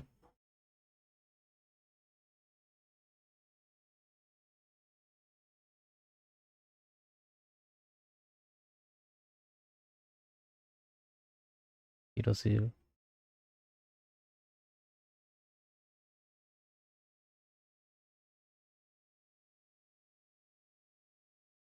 यहाँ ये और ये ख़त्म, और में 81, 8 9 चौक 36, 36 4 40, 40 4 44 का 4 हाथ में हो गया 4, 9 सते 63, 64 65 66 67, 67 का 7 हो जाएगा, हाथ में 6, 9 एकम 9, 9 और 6 15, 15,741 हो जाएगा। अब क्या पूछ रहा है, तो सी के द्वारा अर्जित लाभ कितना होगा। तो सी जो बेच रहा है, बेचने के बाद जो भी यहाँ पे कैलकुलेट होकर के आंसर आ रहा है, अब यहाँ पे उसका जो सीपी था, सीपी कितना था 14,575, इसमें से इसको 14,575 इतना छूट देके, देखिए 10% छूट दे करके वो सेल कर दे रहा है, तो 14,575 इसमें से माइनस कर देंगे, 11 में से 5 गया, 6 5 11, यूनिट डिजिट पर देख लीजिए 6 किसका है, तो 1166, यही क्या हो जाएगा, इस क्वेश्चन का आंसर हो जाएगा। वैसे जब इतना कैलकुलेशन किया है तो थोड़ा सा और कर ही लेते हैं। 11 में से 5 गया, 6 5 11, 13 में से 7 6 13, 6 में से 5 गया 1, और 5 में से 4 गया 1, तो 1166 क्या हो जाएगा, इस क्वेश्चन का आंसर हो जाएगा। अगला है, निम्न में से कौन सी भिन्न 1/2 से छोटी भिन्न है। 1/2 का मतलब क्या हो जाएगा, 0.5। अब इसे देखिए, 15/31, 15/31 है तो कितना आ जाएगा, 1531 पंचे कितना हो जाता है 5, अगर जीरो डालेंगे यहाँ तो 5 एकम 5, 5 तिये 15, 155 से ज़्यादा हो जाएगा, तो यहाँ पर क्या हो जाएगा 0.4, ये हो जाएगा 4, तो सीधा सीधा पहला ही निकल के आ गया, आगे कैलकुलेट करने की ज़रूरत ही नहीं। ये 0.5 से ज़्यादा होगा, ये भी ज़्यादा होगा, ये भी ज़्यादा होगा, तो ये क्या हो जाएगा, 1/0.5 से कम वैल्यू है, यानी कि 0 पॉइंट क्या हो जाएगा 4 समथिंग करके है। इस क्वेश्चन का आंसर हो जाएगा ऑप्शन ए। दो संख्याओं का योग इतना है, यानी कि ये वो संख्या कौन सी है, 5 3 8 है ना, ये अनुपात में है, दो संख्याओं के बीच का अंतर क्या है, तो 5 3 8, 8 नमा 72, अंतर कितने का है 2 का है, तो 9 दूना 18। क्लियर, इजी सा प्रश्न था। एक त्रिभुज के आधार की लंबाई, देखिए ये त्रिभुज है,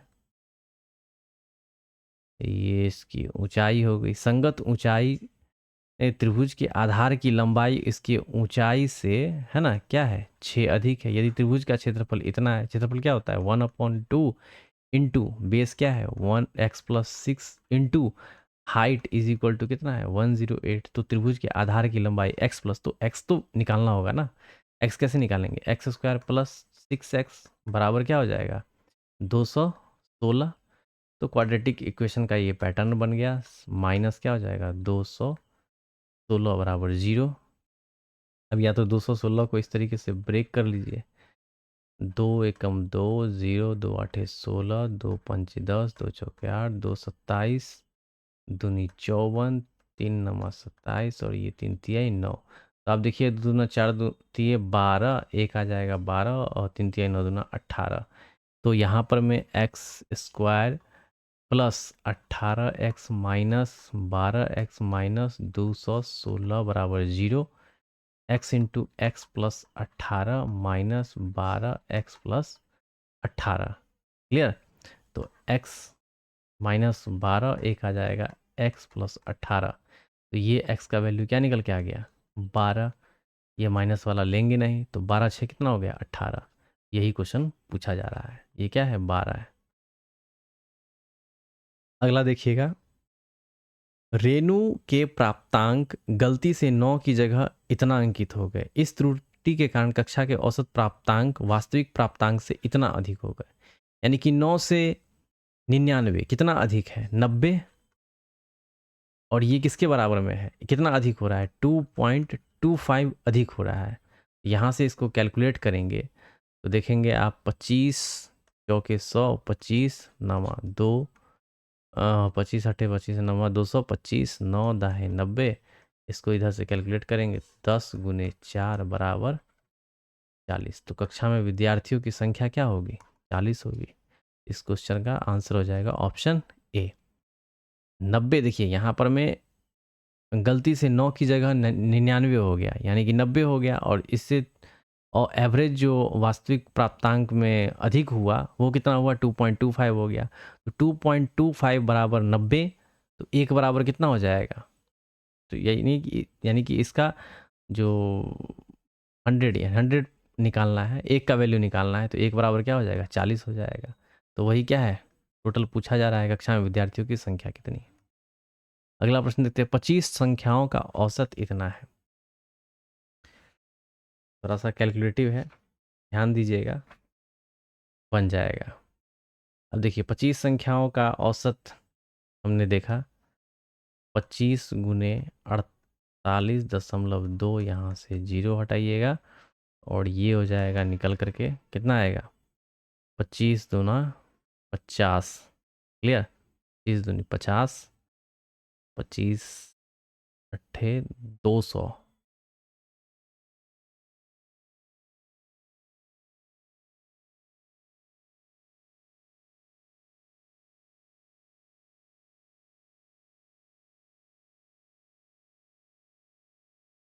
25 अट्ठे 200, 205 आ जाएगा, और इधर हो जाएगा 20, 25 चौके 100, 100 और 20, 120 हो जाएगा, 120। और यहाँ पर मैं इसको मल्टीप्लाई करके 10 से डिवाइड भी तो करना है, तो यहाँ पे 1250 आ जाएगा एक्चुअल वैल्यू इसका। क्लियर? अब 10 संख्याओं का एवरेज कितना है? 47, तो ये हो जाएगा 470। और 12 संख्याओं का जो एवरेज है वो 49 है, तो 12 पंचे 60, 600 में से 12 घटा दीजिए, तो 600 में से 12 घटाइएगा तो कितना हो जाएगा? 588। दोनों को जोड़िए, 5 4 9, 900, और इधर हो जाएगा आपका 8 7 15, यानी कि 150, 8 7 15, 8 हो गया, 8 7 15, 5 4 9 10, 1058 हो गया। अब 1058, 12 और 10, यानी कि 22 संख्याओं का ये जो है सम आया है। यहाँ पे 25 का दिया हुआ है, 22 का हम हटा लेंगे, इसमें से इसको सब्सट्रैक्ट करेंगे तो कितना आ जाएगा? 15 में से 8 7 15, 9 में से 5 4 9, यहाँ पे आ जाएगा 1। तो ये 3 संख्याओं का हो गया। 2 संख्याएं और दी हुई है, 58 एंड 69, इन सबको ऐड कीजिए, 8 7 15, शेष संख्याओं का एवरेज निकालना है। तो ये 3 और ये 2 कितने हो गए? 5। तो पहले ऐड कर लेते हैं, 8 7 15, 15 5 20, 4 24, 2 4 2 6 5 11 6 17 का 7, हाथ में 1 1 2। अब ये 3 संख्याओं का वैल्यू है और ये 2 संख्या और ऐड किया है, तो टोटल कितना हो गया? 5। 5 से डिवाइड करेंगे, 5 25, 2 5 चौके 20, 5 8 40, यानी कि 54.8 इस प्रश्न का उत्तर हो जाएगा। अगला प्रश्न देखते हैं, के का वह अधिकतम मान ज्ञात करना है जिसके लिए 6 अंकों वाली संख्या 6 से पूर्णतः विभाज्य, मतलब क्या? 2 और 3 दोनों का मल्टीपल हो, है ना, और अधिकतम पूछा जा रहा है, तो अधिकतम बोला गया। और देखिए यहाँ पे एक तो सम संख्या होगा, तभी 2 से डिविजिबल होगा, तो सम संख्या में देख लीजिए सब सम ही संख्या है, तो अधिकतम 8 उठाते हैं, ठीक है। और 3 का भी मल्टीपल होना चाहिए। अगर हम 8 रखते हैं तो 8 2 10, 10 1 11, 11 3 14, 14 4 18, 18 2 20, तो ये हमारा होगा नहीं। अब 8 से पहले क्या है? 6 है, 6 रख के देखते हैं, 6 2 8, 8 1 9, 9 3 12, 12 4 16, 17 18, यानी कि 18 क्या है? 3 का मल्टीपल है, तो इस क्वेश्चन का आंसर क्या हो जाएगा? Option A. अगला देखते हैं, a/2, 2a/3, a/4, 3a/5 की माध्यिका अगर 6 है तो a का वैल्यू क्या होगा? माध्यिका कैसे निकालेंगे? देखिए सबसे पहले इनको तो हम कैलकुलेट कर लेते हैं। a की जगह पे हम कुछ भी वैल्यू रख सकते हैं, जैसे 1 हमने रखा तो a का वैल्यू 1, 1/2 कितना हो जाएगा? 0.5। क्लियर? ध्यान दीजिएगा। अब 2.3 है, 2/3 है, a का वैल्यू हमने 1 मान रखा है, तो ये हो जाएगा 0 और 3 छक 18, है ना, 2 3 छक 18, 0.66, a/4 यानी कि कितना हो जाएगा? 25 चौके 100, 0.25, क्लियर ना। उसके बाद क्या है 3 अपॉन यानी कि 0 पॉइंट क्या हो जाएगा 60। अब माध्यिका क्या होगा, जो बीच वाला नंबर होगा सबसे बड़ा नंबर है ये, उससे पहले होगा ये, है ना, उसके बाद होगा ये तीसरे नंबर पे होगा, ये दूसरे नंबर पे होगा और ये पहले नंबर पे होगा, है ना। मतलब सबसे बड़ा ये होगा, सबसे छोटा ये होगा, बीच वाले ये दो नंबर होंगे। क्लियर। और सेंटर वाला जो नंबर होगा हमारा ये होगा 0.60। तो 0.60 किसका वैल्यू निकला है 3a/5। तो 3a/5 का वैल्यू 6 दे रखा है, 3 दूनी 6, तो a बराबर क्या हो जाएगा 10। क्लियर। अगला क्वेश्चन देखते हैं। एक विद्यालय में कक्षा 5, 6 और 7 में क्रमशः इतना इतना छात्र हैं। इन छात्रों को एक सैर पर ले जाने के लिए बसें की जानी है। यदि प्रत्येक बस में छात्रों की संख्या समान होनी चाहिए, है ना, प्रत्येक बस में समान, तो ये आप सीधा सीधा देख रहे हैं, जो एचसीएफ निकालना है तो पहले 520 लिखेंगे, फिर 360 लिखेंगे। आपने पहले वाले सेट को अगर सॉल्व किया होगा तो कुछ इसी तरीके का प्रश्न उसमें भी दिया हुआ है। तो यहाँ हो जाएगा 0 और 12 में से 6 6 12 160 हो जाएगा। यहाँ पर हो जाएगा 0, इस दोनों का सब्सट्रैक्शन है 0, 16 में से 8 8 16, इन दोनों को घटाइएगा तो 80। अब 80 देखिए किसका मल्टीपल है। अब एचसीएफ निकालना है, हाईएस्ट कॉमन फैक्टर। तो देख लीजिए सबसे बड़े नंबर का मल्टीपल कौन सा है, तो ये 4। 20 नहीं लेंगे, ये छोटा है ना, 30 का तो होगा नहीं, 50 का तो होगा नहीं, तो ये 40 होगा। तो इस क्वेश्चन का आंसर हो जाएगा ऑप्शन बी। अगला प्रश्न देखते हैं। चट्टान पर खड़ा एक व्यक्ति, अब देखिए एक चट्टान है, अवनमन कोण है, तो ये भी इसी तरीके से ट्रायंगल बनेगा, है ना। ये चट्टान है, का अवनमन कोण कितना बन रहा है 30, तो ये हमने 30 डाला। जो किनारे की ओर, ये किनारा है, एक निश्चित गति से प्रेक्षक के ठीक नीचे स्थित बिंदु पर आ रही है। 10 मिनट के बाद वह इतना एंगल, यानी कि 10 मिनट के बाद वो कितना बनाता है 60 बनाता है। ये यहाँ से यहाँ जाने में उसको कितना लग रहा है 10 मिनट का समय लग रहा है। तो नाव द्वारा किनारे तक में लिया गया समय, यानी कि यहाँ से यहाँ तक, यहाँ से यहाँ तक जाने में समय कितना लगता है। क्लियर। ये पूरा पूछा जा रहा है। अगर देखिए ये 60 है, तो ये तो आपने देखा होगा, पढ़ा होगा, 1060 √3 अपॉन क्या होता है 1 होता है। ये √3 1, अगर 30 है तो ये क्या होगा, ये हो जाएगा 1, और ये क्या हो जाएगा पूरा का पूरा, ये हो जाएगा √3। क्लियर। अब देखिए यहाँ पे √3 है, ये 1 है, इस 1 को √3 के बराबर में बनाना है, तो क्या करेंगे, इसमें √3 से मल्टीप्लाई करेंगे, तो ये हो गया √3। और जो नीचे वाला पोर्शन दिया हुआ है ये वाला, इसमें भी क्या करेंगे √3 से मल्टीप्लाई करेंगे। जो चीज़ हम इसमें कर रहे हैं इसके बराबर में लाने के लिए, हाइट के बराबर में लाने के लिए, वही चीज़ हम यहाँ पे करेंगे बेस में। तो √3 बराबर √3 ये हो गया, और √3 को √3 से मल्टीप्लाई करेंगे तो 3 आ जाएगा। तो पूरे का वैल्यू 3।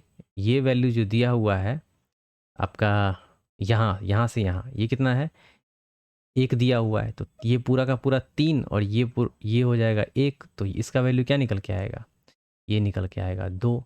अब देखिए 2 बराबर किसके है 10 के, 10 मिनट के बराबर है।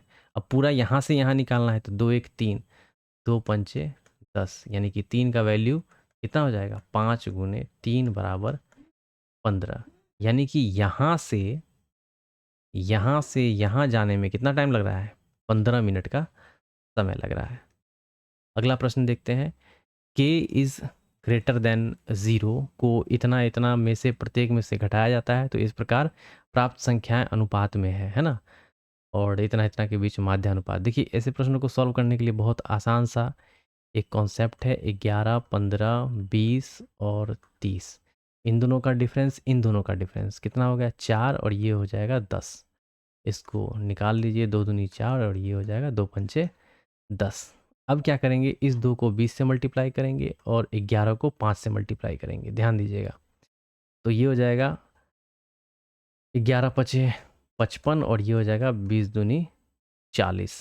क्लियर। सब्सट्रैक्ट करेंगे 5, और ये हो जाएगा 1, और इन दोनों के जो डिफरेंस है ना इससे डिवाइड करेंगे, तो इसका डिफरेंस कितना है 3, 3 से डिवाइड करेंगे, 3 पचे 15। ठीक है ना। अभी जो आरआरबी एनटीपीसी का सीबीटी 1 जो हुआ है, भर भर के इस टाइप के क्वेश्चन दिए गए थे, तो आप वहाँ से भी सेट में देख सकते हैं इस टाइप के क्वेश्चन को। तो हमने निकाल लिया यहाँ से, क्या निकाला के का वैल्यू निकाल लिया, जो भी हम घटा रहे थे ना, इस तरीके से है दिया हुआ है 11 माइनस के अपॉन है ना 15 माइनस के बराबर है ना 20 माइनस के अपॉन 30 माइनस के। आप इसको ऐसे ऐसे क्रॉस मल्टीप्लाई करके भी आप के का वैल्यू निकाल सकते हैं, तो ये थोड़ा सा लेंदी हो जाएगा। यहाँ से हमने डायरेक्ट इस तरीके से इस कॉन्सेप्ट से के का वैल्यू निकाल लिया। अब के का वैल्यू हम यहाँ पे पुट करेंगे, ये कितना हो जाएगा 5 दूनी 10 दो, ये हो जाएगा 12 और ये हो जाएगा 5 50 25 दिया, ये हो गया 75। अब इसका माध्यानुपात क्या होता है आपको तो पता होगा, A into under root A B. अब ये है 12 और ये है 75, इसको थोड़ा सा ब्रेक कर लेते हैं। 12 को कैसे लिख सकते हैं, 3 दूनी 6 और दूनी 12, 75 को 50 25 या 75, ये 3 2 3 1 3 बाहर, मतलब 2 3 अंदर में है तो एक बाहर में आ जाएगा, 2 5 है तो एक 5 बाहर में आ जाएगा, 2 2 है तो ये 2 आ जाएगा, तो 5 या 15 दूना 30। तो इस क्वेश्चन का आंसर हो जाएगा ऑप्शन डी। अगला प्रश्न देखते हैं। अगला लास्ट प्रश्न है, ये इस तरीके का डेटा दे रखा है ना। निम्न सारणी एक प्रशिक्षण केंद्र द्वारा 6 वर्षों में प्रशिक्षित उम्मीदवारों की संख्या को दर्शाता है। 2001 में बैच 2, देखिए 2001 है और बैच 2 की बात हो रही है, यानी कि 144 हम लिख लेते हैं। उम्मीदवारों की संख्या 2005 में, ये देखिए 2005 है में 5 में प्रशिक्षित उम्मीदवारों की संख्या 2005 में बैच 5, तो बैच 5 का कितना है, ये 90 है ना, तो ये हो जाएगा 90। तो 5 में प्रशिक्षित उम्मीदवारों की संख्या से कितना अधिक है, तो ये जो है 90 से कितना अधिक है, ये हो जाएगा 4 और ये हो जाएगा 14 में से 9 5 14, ये हो जाएगा 54 बटा, और किसके प्रोस्पेक्ट में, 90 के प्रोस्पेक्ट में 0 0 नछा 1 54, यानी कि 60% अधिक है। यानी कि 2001 में बैच 2 में प्रशिक्षित उम्मीदवारों की संख्या 2005 में बैच 5 में प्रशिक्षित उम्मीदवारों की संख्या से 60% अधिक है। अगला देखते हैं। अच्छा, ये जो प्रश्न था ना कल वाले में, थोड़ा सा पता नहीं क्या था उस समय, क्या सोच रहे थे, एडिशन बार बार 2-3 बार ट्राई किए थे, बट एडिशन ही वो सही से नहीं हो पा रहा था, तो माफ़ कीजिएगा। 9 6 15 15 1 16 16 4 20 4 24 24 6 30 1 31 31 9 40 0 4 4 2 6 6 3 9 9 2 11 1 12 12 1 13, यानी कि ये हो जाएगा 130। पता नहीं वहाँ बार बार 132 निकल के आ रहा था। और यहाँ हो जाएगा 2K और अपॉन में क्या हो जाएगा इसके, ये 8 नंबर दिए हुए हैं बराबर 21.25 है ना। यहाँ से के का वैल्यू निकालना है, तो के का वैल्यू क्या निकल के आ जाएगा, 2K बराबर 8 पंचे 40, 4 8 दूनी 16 4 20 है ना, 8 पंचे 40 में 4 8 दूनी 16 4 20, जो 2 और 8 कम 8 2 10 और 1 8 दूनी 16 1 17, यानी कि 170। 170 में से 130 घटाएंगे और तो ये हो जाएगा 40, तो के का वैल्यू निकल के आ जाएगा 20। के का वैल्यू आ गया 20 और यहाँ तो हमने बताया था इसका बहुलक जो है 29 ऑलरेडी दे रखा है, और बहुलक क्या है, पी है, तो पी की जगह पे रखेंगे 29, के की जगह पे रखेंगे 20, 29 में से 20 गया तो 9।